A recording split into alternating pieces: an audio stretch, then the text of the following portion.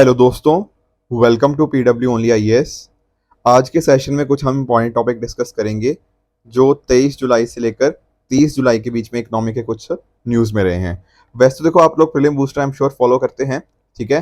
काफ़ी सारी न्यूज़ तो उसमें ही मैं कवर कर देता हूँ, कोई एक दो बच जाती हैं तो यहाँ पर इकोनॉमी दिस वीक के अंदर मैं उनको थोड़ा और डिटेल में समझा देता हूँ, राइट। कोशिश यही है इस माध्यम से कि इकोनॉमी जो टेक्निकल है पर आपको मुश्किल ना लगे, वही सारी चीज़ें हम यहाँ पे समझते हैं।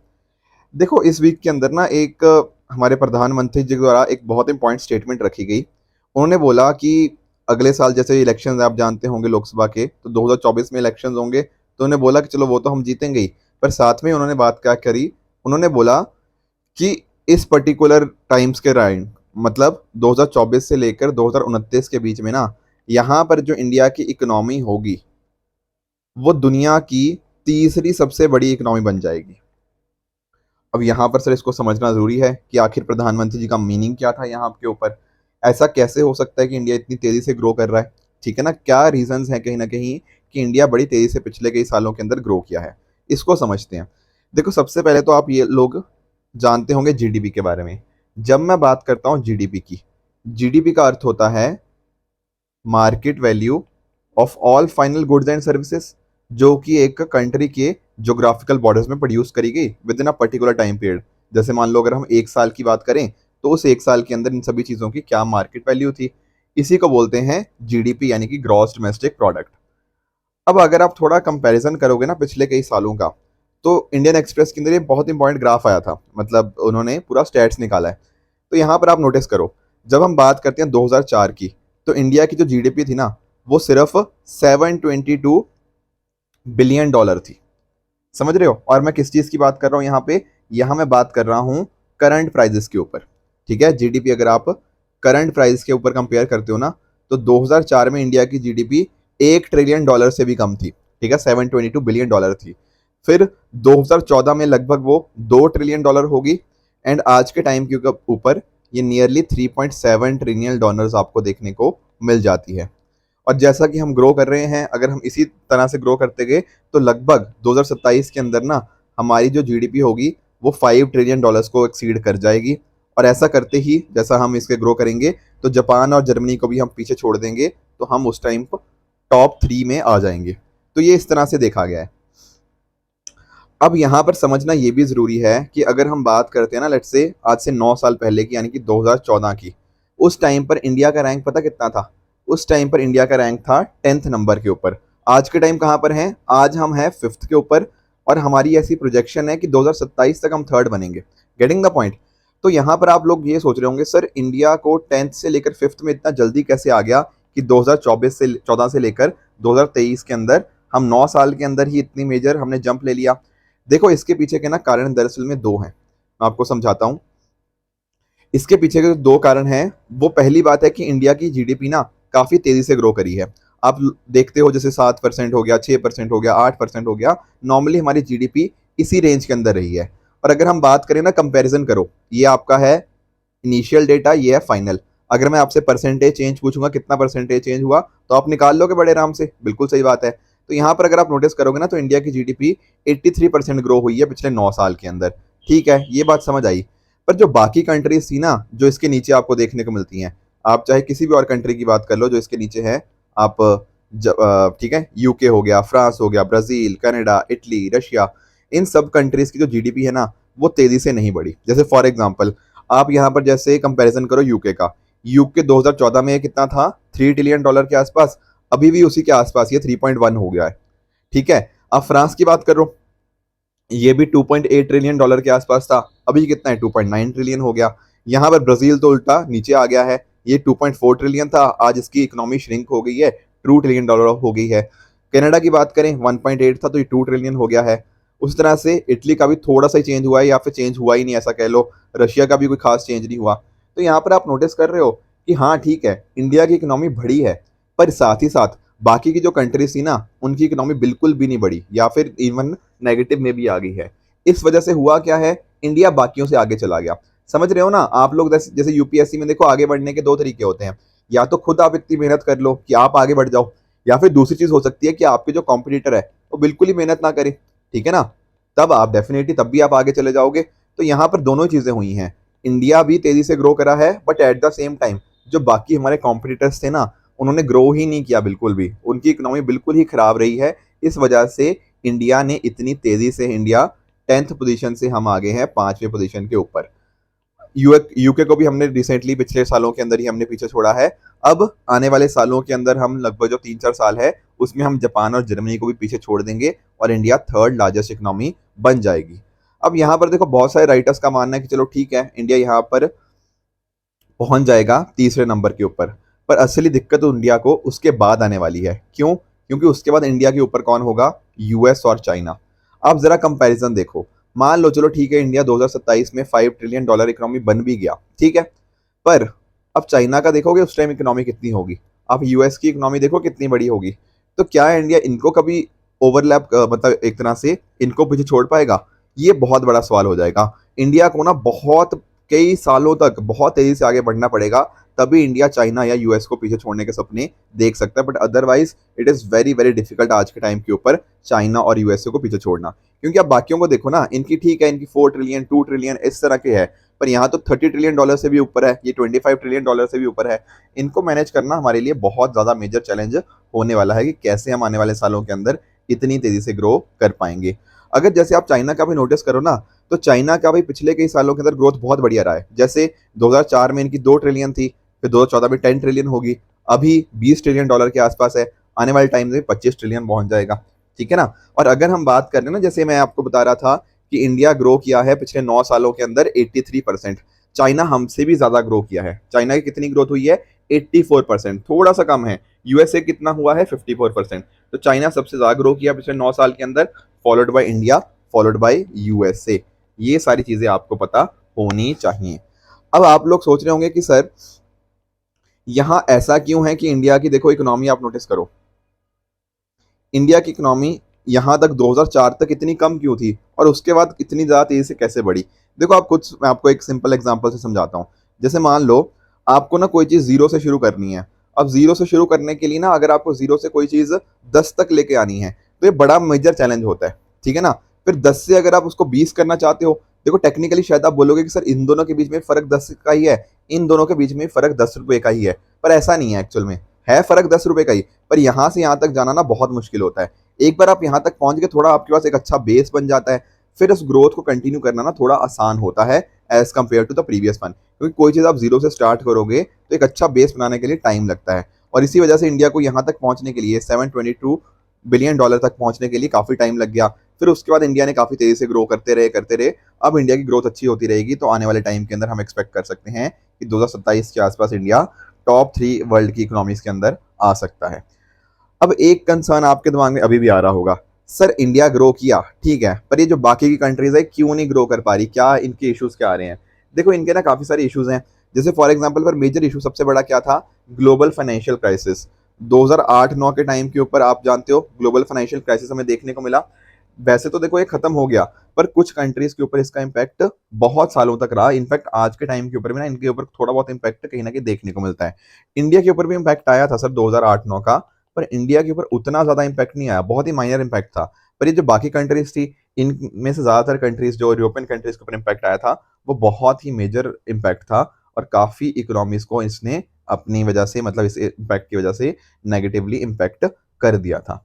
तो ये चीजें आपको थोड़ी पता होनी चाहिए। बाकी कोविड-19 पैंडेमिक में भी आप जानते थे कि यूरोप की बहुत सारी कंट्रीज की इकोनॉमी अच्छे से ग्रो नहीं कर पाई, तो वो भी एक इशू रहा। उसके अलावा भी अगर आप नोटिस करोगे, जैसे अब रशिया यूक्रेन क्राइसिस है, तब भी बहुत सारी इकोनॉमी जो है, स्पेशली यूरोप की इकोनॉमीज हैं, उनके ऊपर बहुत नेगेटिव इम्पैक्ट आ रहा है। तो ये सारे कहीं ना कहीं कारण बने हैं कि इंडिया काफी तेजी से ग्रो किया है और बाकी कंट्रीज अच्छे से ग्रो नहीं कर पाई हैं। आई होप ये एक पर्टिकुलर टॉपिक आपको समझ आ गया होगा। अगले टॉपिक की तरफ बढ़ते हैं, दैट इज चाइना+1 स्ट्रेटेजी। देखो ये स्ट्रेटेजी को ना समझना बड़ा ही इंपॉर्टेंट है कि आखिर चाइना+1 का मतलब क्या है। देखो अभी जैसे मैंने बात भी करी ना कि चाइना जैसे अभी करंटली सेकंड लार्जेस्ट इकोनॉमी है, ठीक है, तो इसके पीछे भी ना कुछ कारण रहे हैं। अगर आप पिछले कई साल देखोगे तो चाइना का इकोनॉमी काफी तेजी से ग्रो करी। बीच में बहुत सारे साल ऐसे भी थे जब 10% से भी ज्यादा चाइना की ग्रोथ होती थी, और इसी वजह से इस टाइम के ऊपर बहुत सारी जो एमएनसीज बोल लो, कंपनीज बोल लो, वो बहुत सारी कंपनीज अट्रैक्ट हुई चाइना की तरफ। वहां पर वो सोचते थे कि यार यहाँ पे चाइना के अंदर तो बहुत सारी चीजें हैं, मतलब आपको यहाँ पे चीप लेबर भी देखने को मिल जाएगी, साथ ही साथ जो अलग अलग गवर्नमेंट्स हैं, मतलब बेसिकली जो गवर्नमेंट है वहाँ की, वो भी यहाँ पे कोशिश कर रही है कहीं ना कहीं लोगों को अट्रैक्ट करने की। जो मैन्युफैक्चरिंग सेक्टर है वो चाइना का काफ़ी मेजरली यहाँ पर बूस्ट हुआ, ठीक है ना। इस वजह से बहुत सारी नई नई कंट्रीज यहाँ पे आती गई।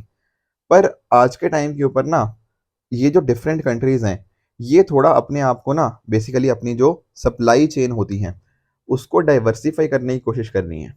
क्या मतलब है इसका? इसका मतलब है कि वो चाइना के अलावा चाहती हैं कि अपने जो मैन्युफैक्चरिंग यूनिट हैं वो चाइना के अलावा भी कहीं और बनाएं। ये +1 का मतलब और कुछ नहीं, बेसिकली यही है कि चाइना के अलावा भी और कहाँ पे। हम नहीं चाहते कि सिर्फ एक ही कंट्री के ऊपर हम पूरी तरह से डिपेंडेंट रहें, क्योंकि अगर उस कंट्री के अंदर मान लो कुछ हो गया तो क्या होगा, कहीं ना कहीं उस कंपनी को बहुत बड़ा नुकसान होगा। तो वो चाहते हैं कि नहीं, हम अपनी सप्लाई चेन को डाइवर्सिफाई करते हैं और ये जो कुछ इस तरह के इश्यूज हैं इनको हम सॉल्व करने की कोशिश करते हैं। होता क्या था ना कि चाइना के अंदर आपको लो कॉस्ट लेबर मिल जाती थी, आपको प्रोडक्शन कॉस्ट बहुत कम पड़ती थी, ठीक है ना, और ओवरऑल भी इकोनॉमी काफ़ी तेज़ी से ग्रो कर रही थी। तो सारी कंट्रीज बहुत सालों तक चाइना की तरफ अट्रैक्ट करती रहीं। बट धीरे धीरे क्या हुआ, इनको लगा नहीं, डर कि नहीं ये चीज़ हमें नहीं करनी। कोविड-19 पैंडेमिक के ऊपर भी हमने देखा काफ़ी नेगेटिव इम्पैक्ट आया काफ़ी सारी कंपनी के ऊपर, क्योंकि वो चाइना के ऊपर ओवरली डिपेंडेंट थे। बाकी आज के टाइम आप देख ही रहे हो, देखो चाइना के अंदर ना बहुत ही जियोपॉलिटिकल अनसर्टेनिटी चल रही है आजकल। आगे वाले टाइम के अंदर पता नहीं है कि यूएस और चाइना के रिलेशनशिप्स कैसे रहने वाले हैं। ताइवान का अलग इशू चल रहा है, ठीक है ना। तो इस तरह से एक सिंगल प्रोडक्शन बेस के ऊपर हम डिपेंडेंस नहीं चाहते, इसलिए कंपनीज किस स्ट्रेटजी को अडॉप्ट कर रही हैं, China+1 को। ठीक है, आई होप ये चीज़ें समझ पाए होंगे। इससे बेनिफिट्स क्या होंगे?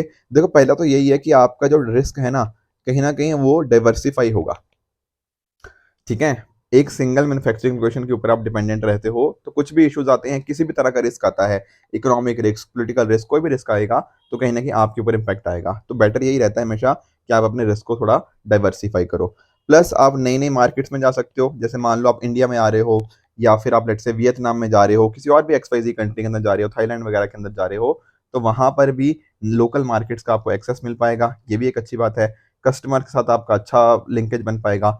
ऊपर से आप नोटिस करो इंडिया जैसे कंट्रीज के पास ना काफ़ी अच्छा खासा डेमोग्राफिक डिविडेंड है, एक अच्छा खासा स्किल्स लोगों के पास यहाँ पे आपको देखने को मिल जाएंगे, ठीक है। अभी ऑल दो इशूज़ हैं पर हम उसकी तरफ वर्क कर रहे हैं।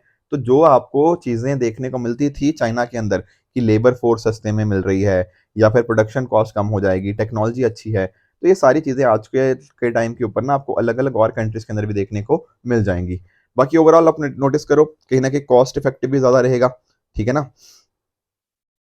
ठीक है, आज के टाइम के ऊपर अगर आप नोटिस करो, चाइना के से कंट्रीज जो कंपनीज है इसलिए भी दूर जा रही हैं क्योंकि चाइना के अंदर ना जो आई क्यों थी कंपनीज, वो इसलिए आई थी क्योंकि यहाँ पे चाइना के अंदर कॉस्ट कम थी, लेबर कॉस्ट हो गया, प्रोडक्शन कॉस्ट हो गया, वो कम थी। पर धीरे धीरे जैसे चाइना डेवलप करता गया, अब वहां पर जो लेबर कॉस्ट है बढ़ती जा रही है, प्रोडक्शन कॉस्ट है बढ़ती जा रही है। तो कंपनीज अब सोच रही हैं कि नहीं यार, हम आए थे यहाँ पे अपने आप को कॉस्ट इफेक्टिव बनाने, पर यहाँ पर तो कॉस्ट बढ़ चुकी है। तो कंपनीज अब इससे थोड़ा दूर भी जाने लग गई हैं।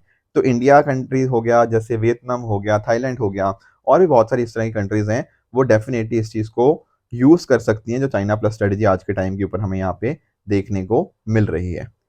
पर देखो क्या सर ये इतना आसान है कि हम इस चीज़ को पूरी तरह से कैप्चर कर लें? नहीं, इसमें ना कुछ चैलेंजेस होंगे कि अगर मान लो बहुत सारी कंपनीज इंडिया की तरफ अट्रैक्ट हो रही हैं या और किसी कंट्री के अंदर, तो वहां पर ना उनको कुछ चीज़ों के अंदर बदलाव करने पड़ेंगे।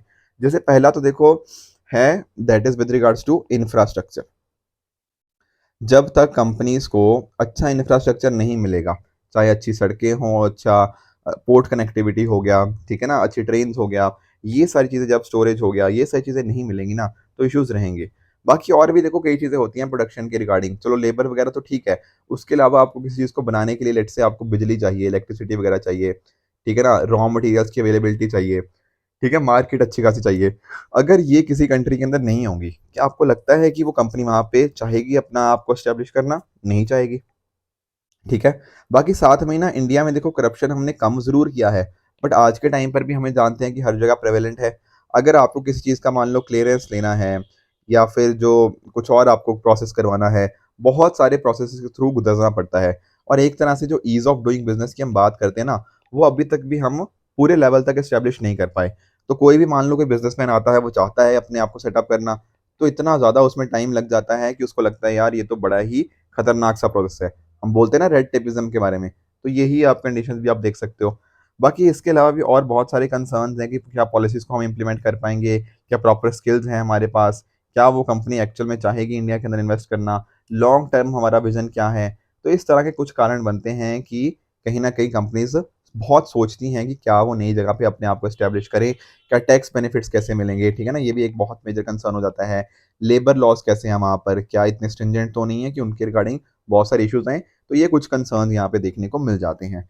तो आई होप आप समझ पाए होंगे कि चाइना प्लस स्ट्रेटजी आखिर है क्या और कैसे कहीं न कहीं इस चैलेंजेस को ठीक करना है। ठीक कैसे करोगे? कहीं न कहीं इन सभी चीज़ों को आप वर्क करके, हमारी गवर्नमेंट के बहुत सारे मेजर्स हैं, पर अभी तक भी मतलब उनको अच्छे से अगर हम इम्प्लीमेंट करेंगे तो डेफिनिटली इस डायरेक्शन में हम अभी भी और अच्छा काम कर सकते हैं। आई होप ये चाइना प्लस स्ट्रेटजी आपको, चाइना प्लस वन जो स्ट्रेटजी है, आपको अच्छे से समझ आई होगी कि इसका आखिर मीनिंग क्या होता है, राइट?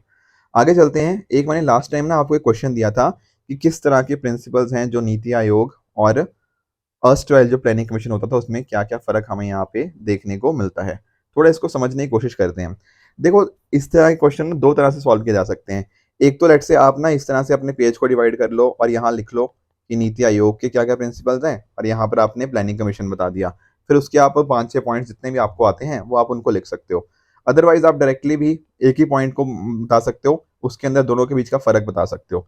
स्टार्टिंग आप इस तरह से थोड़ा कर सकते हो इनकी इंट्रोडक्शन देते हुए कि जैसे फॉर एग्ज़ाम्पल पहले इंडिया में प्लानिंग कमीशन देखने को मिलता था। बेसिकली 1950 के अंदर एस्टैब्लिश किया गया था, जो डिफरेंट डिफरेंट हमें यहाँ पे 5 ईयर प्लान्स देखने को मिलते थे, ठीक है? बट 2015 में हमने इसको रिप्लेस कर दिया बाय अ नीति आयोग।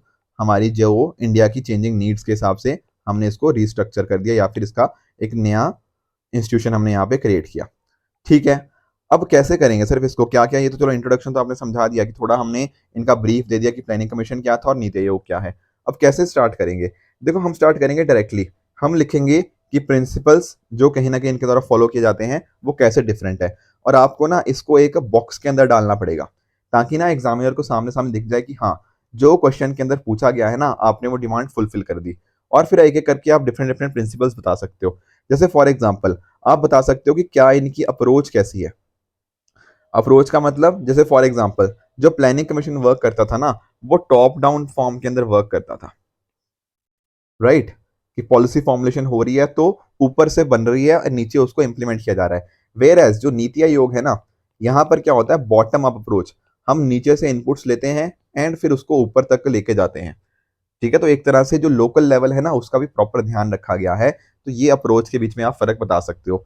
बाकी आप नोटिस करोगे, एक बड़ा ही इम्पोर्टेंट फ़र्क जो नीति आयोग और आपको प्लानिंग कमीशन के अंदर देखने को मिलता है, वो है विद रिगार्ड्स टू आपके जो फाइनेंशियल पावर्स है। सर, इसका क्या मतलब फाइनेंशियल पावर्स का? देखो, एक्चुअल में प्लानिंग कमीशन क्या होता था ना, वो ही एलोकेट करता था funds to the states. States को जो फंड्स एलोकेट होते हैं ना, वो प्लानिंग कमीशन का ही काम था।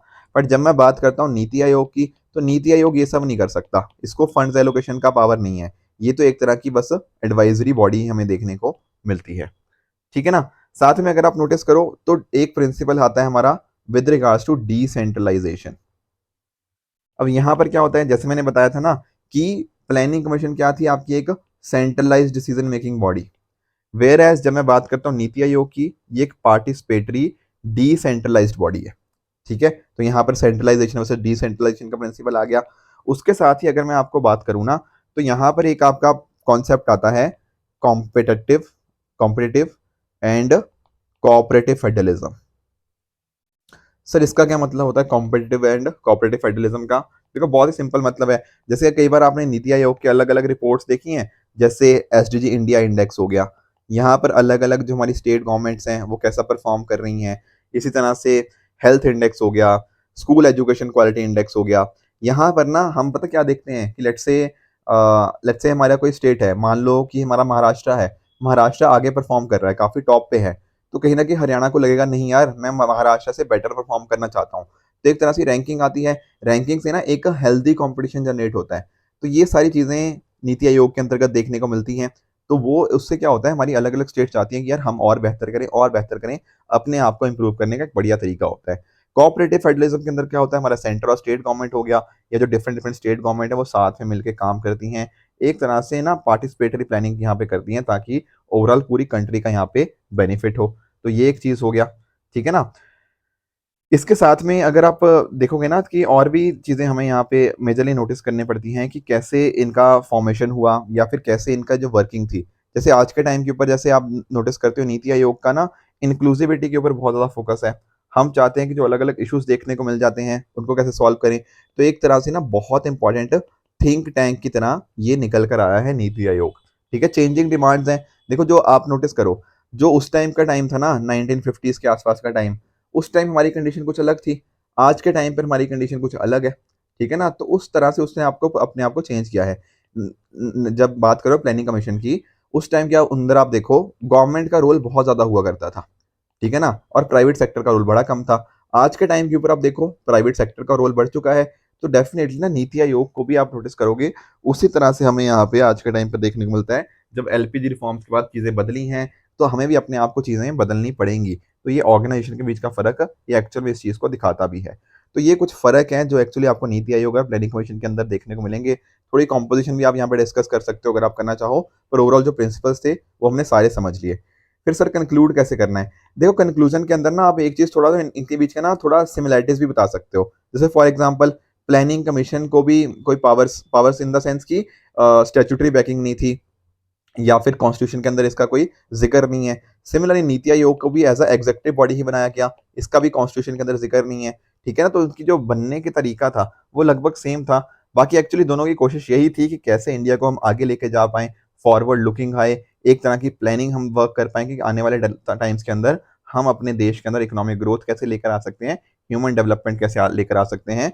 तो चेंजिंग नीड्स के हिसाब से हमने अपने आप को चेंज करने की कोशिश करी है। तो इस तरह से आप इसका अच्छा एक कंक्लूजन भी मेंशन कर सकते हो। आई होप आप समझ पाए होंगे कि इसका एक अच्छा आंसर आप कैसे लिख पाओगे। इसी तरह से अगले वीक के लिए आपको ये होमवर्क दे रहा हूँ कि how far is integrated farming system helpful in sustaining agriculture production. इसका भी मुझे आप नीचे कमेंट्स में आंसर बताओगे। ठीक है, लास्ट वीक मैंने ये आपसे क्वेश्चन पूछा था कि दुनिया में सबसे बड़ा एक्सपोर्टर ऑफ राइस कौन सा है? तो इसका आंसर बहुत ही सिंपल है। इसका आंसर है ऑप्शन बी इंडिया। सिमिलरली मैंने ये आपको क्वेश्चन दिया था पब्लिक इन्वेस्टमेंट के रिगार्डिंग।